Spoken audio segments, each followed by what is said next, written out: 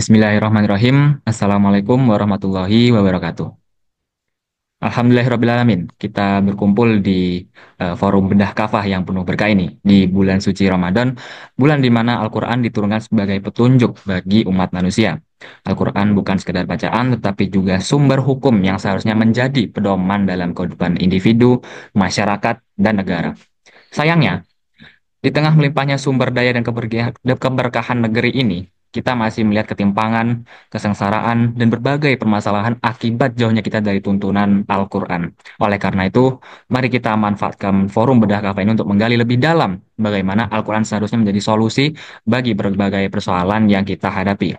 Untuk membahasnya, hadir bersama kami Bung Yohana. Assalamualaikum, Bung Yohana. Waalaikumsalam Oke, warahmatullahi wabarakatuh, Bung Alhamdulillah. Hekal. Oke, Alhamdulillah sudah memasuki hari ke-15 Ramadan. Bagaimana kabarnya nih?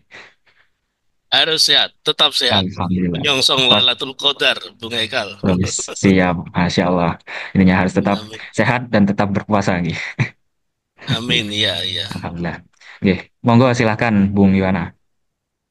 Baik, pemirsa channel TV yang budiman, Bung Hekal yang berbahagia. Raditu billahi robba, wabil islami dina, wabi Muhammadin nabiyya wa rasulah. Robi sidni ilma, warzuqni fahma. Robi surahli sodari, wayasirli amri, wahlul 'uqdatam min lisani yafqahu qouli. Amma ba'd. Pemirsa channel TV yang budiman dan Bung Haikal yang berbahagia, alhamdulillah kita diizinkan Allah Azza wa Jalla sampai pada saat ini bisa menikmati Ramadan, bulan yang penuh kemuliaan, bulan yang penuh keberkahan, yang penuh rahmat. Dengan bedah kafah kita beribadah sekaligus berdakwah menuju diterapkannya syariah secara kafah. Pada kafah edisi hari ini, hari Jumat kemarin ya, berjudul Al-Quran sebagai pedoman hidup pribadi, masyarakat, dan negara. Saya siapkan beberapa topik dalam bedah kafah ini. Ada 4 pokok bahasan. Yang pertama, Ramadan sebagai bulan Al-Quran.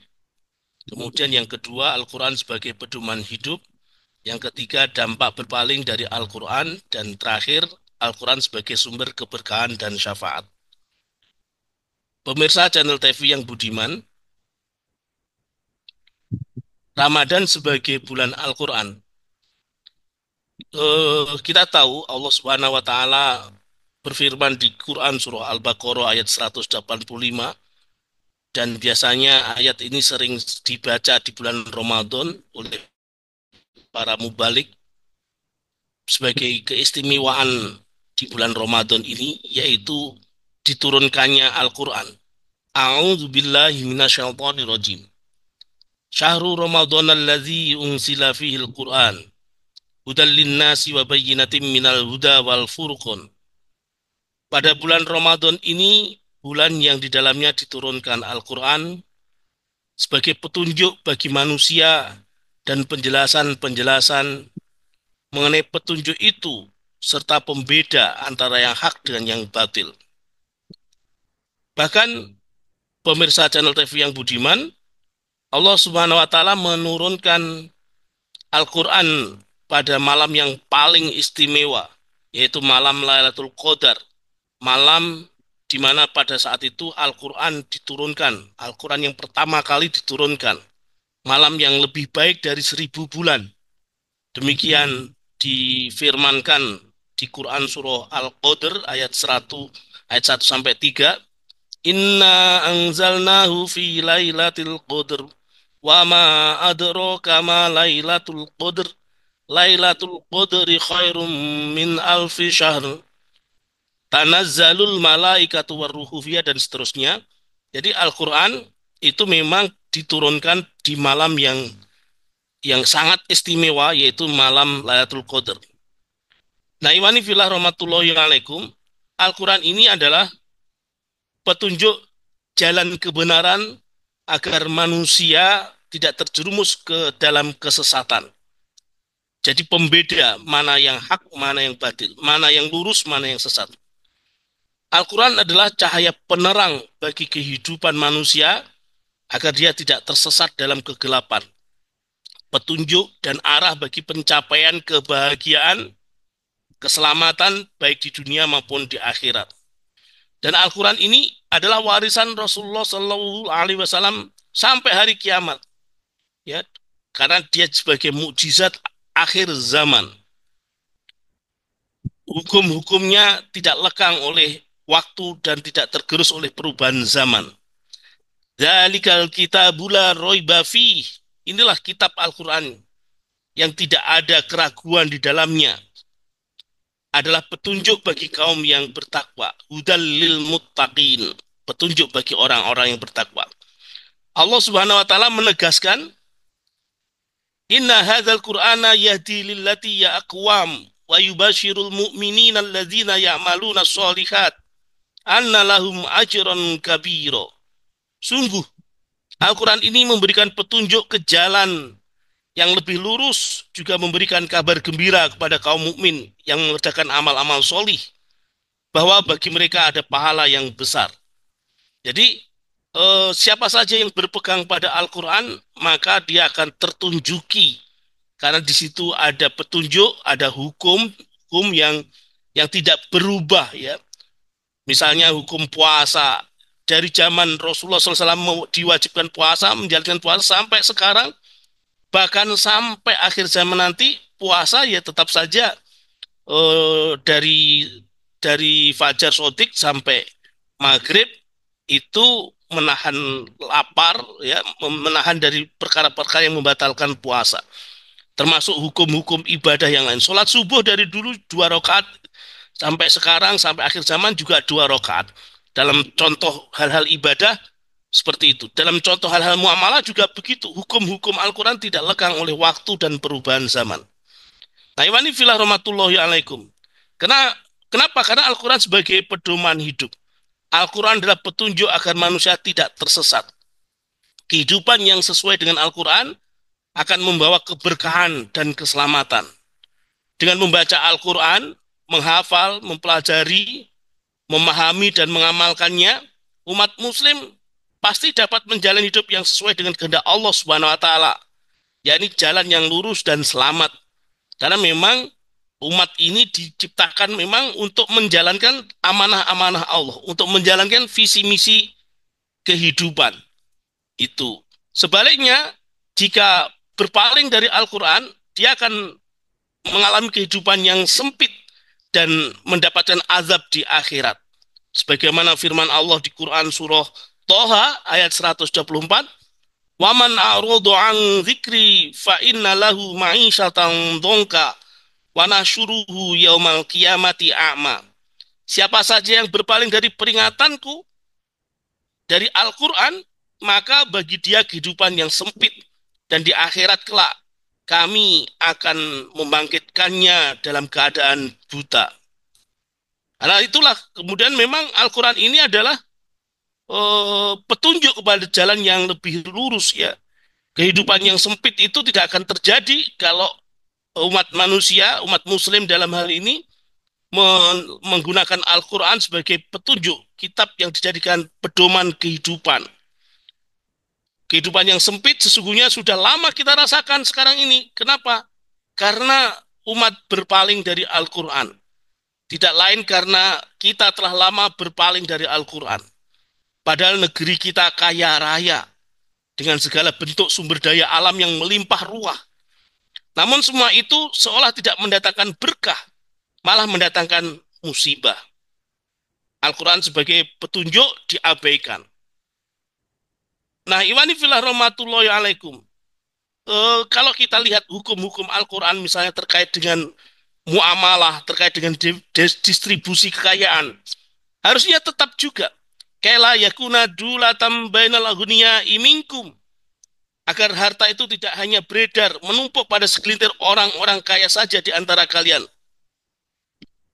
Kenapa bisa begitu? Karena pengelolaan kekayaan alam negeri ini tidak mengikuti petunjuk dan aturan Al-Quran. Padahal jelas Al-Quran melarang penumpukan harta kekayaan pada segelintir orang itu. Sebagaimana ayat yang tadi saya baca, Quran Surah Al-Hasyr ayat 7. Jadi fakta hari ini memang terjadi sebaliknya. Sebagian besar kekayaan negeri ini hanya dinikmati oleh segelintir oligarki. Kekayaan seperti migas, ya, minyak dan gas, tambang, baik emas, perak, nikel, batu bara, dan lain-lain. Bahkan hutan sebagian besarnya dikuasai oleh oligarki. Padahal semua itu dalam pandangan Islam adalah milik umum yang haram dikuasai dan dinikmati oleh segelintir orang.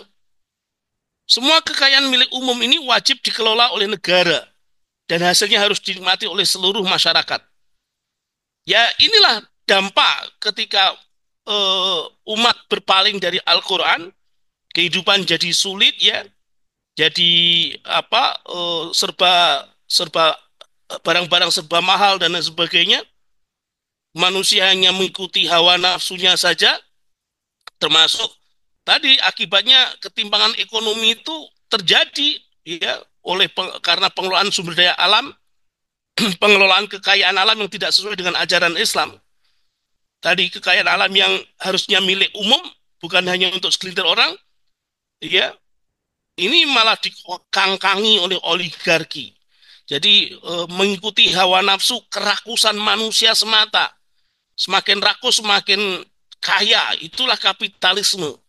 Artinya ketika menerapkan hawa nafsu, menuruti kapitalisme, dia berpaling dari Al-Quran dan dampaknya adalah kerusakan-kerusakan dan kesengsaraan-kesengsaraan ini. Nah, imani fillah rahmatullahi alaikum. Kalau kita lihat Al-Quran, ya, kembali kepada Al-Quran, sesungguhnya Al-Quran itu sumber keberkahan, bahkan syafaat, ya. Al-Quran adalah cahaya penerang bagi manusia. Al-Quran menjelaskan di Quran surah Al-Maidah ayat 15, qad ja'akum minallahi nurun wa kitabum mubin. Sungguh telah datang kepada kalian cahaya dari Allah dan kitab yang menerangkannya.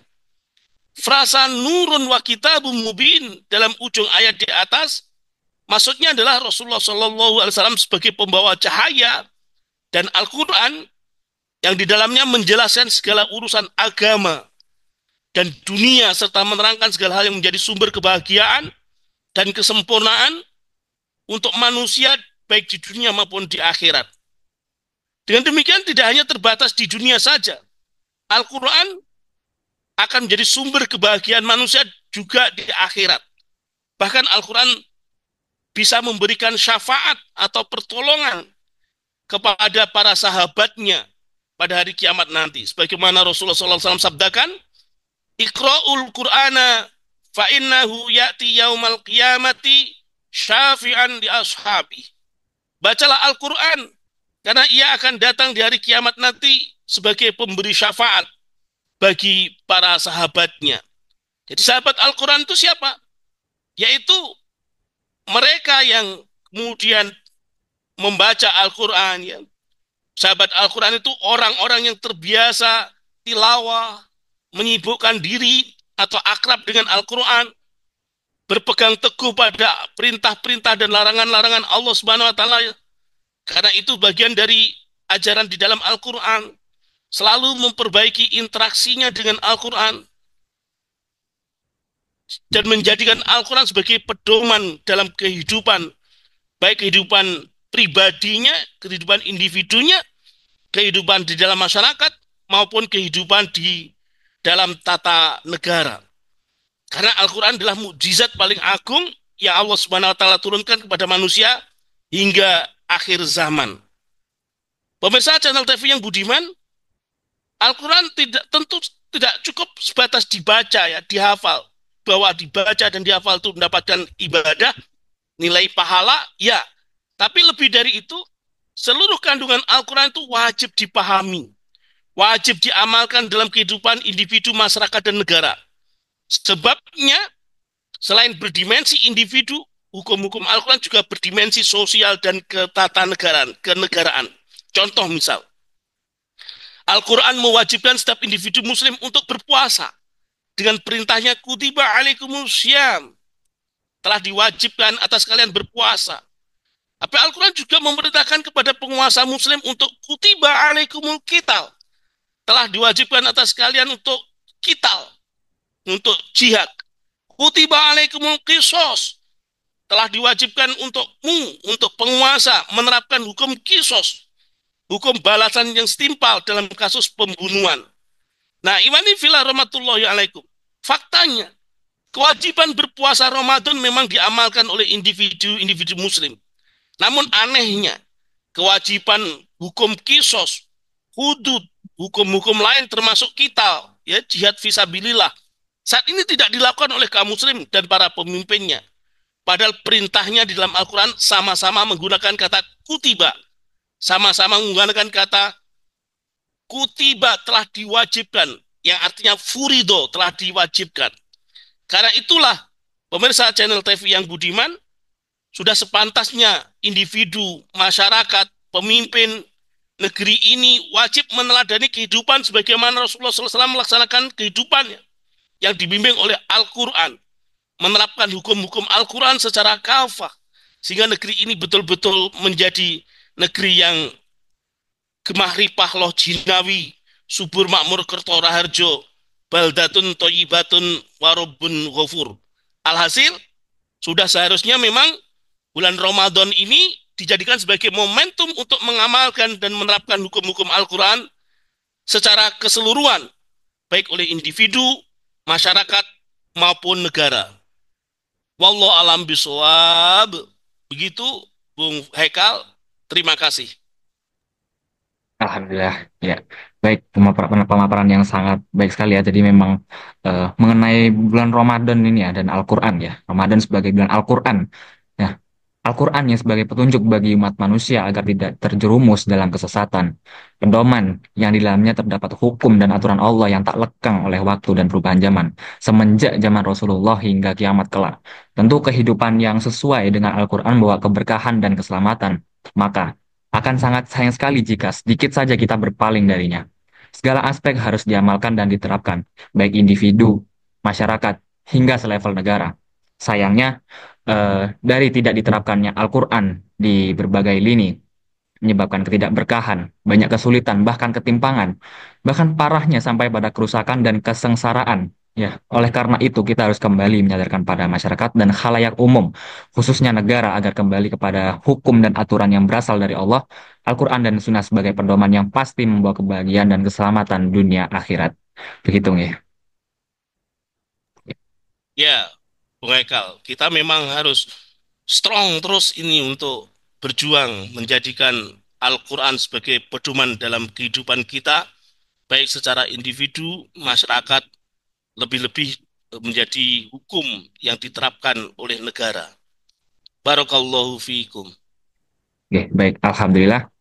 Ya, jazakallah khair, Bung Yuwana. Terima kasih atas ilmu dan penjelasannya yang semoga bisa membuka insight baru dan membawa manfaat bagi kita semua. Amin, amin ya robbal alamin. Pemirsa bedah kafah kabar TV yang dirahmati oleh Allah Subhanahu wa taala, cukup sekian pembahasan kabar, topik dan isu terkini. Jangan lupa berikan like, komen, share seluas-luasnya dan subscribe agar tidak ketinggalan kabar atau isu terbaru dari kami.